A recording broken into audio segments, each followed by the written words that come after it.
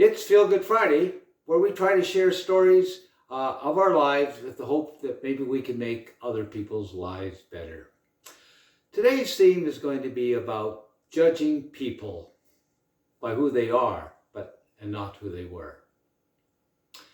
My family's not perfect. I suspect your family's not perfect. But we had a huge celebration last March, and it was a fairly major event. My brother Brent, who was born when I was in grade 9, he's considerably younger than me, was celebrating an absolute milestone in his life. He was celebrating 20 years of being sober. Before our presentation at a restaurant, he shared some heavy-duty stories about where he was. We didn't know a lot of the stories. But 20 years earlier, he'd woke up in the hospital in Calgary. He had no idea how he got there. He had tubes hooked up to him. He had drank and overdosed so much, he was so close to death. As his eyes woke up, he saw his mother's face and his aunt and uncle. This was the moment when he realized he had to do something. He made a solemn promise that nobody, but nobody, was ever going to see him like this again. And nobody ever has. He was about to illustrate to the world something that we all know deep down inside, that once you make a decision, you can change your life. He had to do something. He went to addiction people.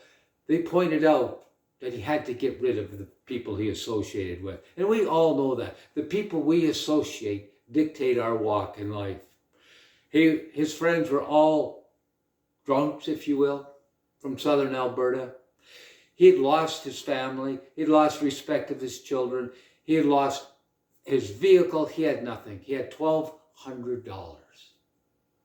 And he jumped on a bus to Fort McMurray with somebody who would become his wife. In Fort McMurray, he saw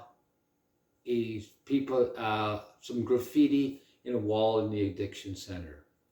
And it's really kind of funny that whoever wrote this statement on the wall probably saved my brother's life.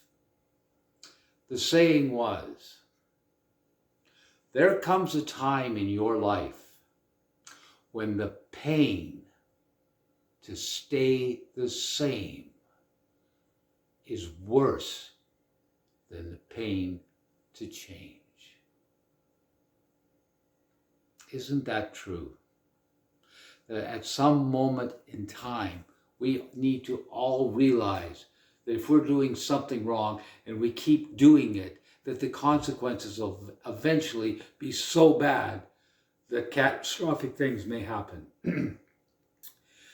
I don't want to keep getting on the heavy-duty part of life, but the one thing I do want to mention is that we are so easy to jump to judgment on people. I would encourage anybody to never, ever, ever look back at what a person was and judge them. No, take a look at a person, who they are, and judge them accordingly. Have a great week.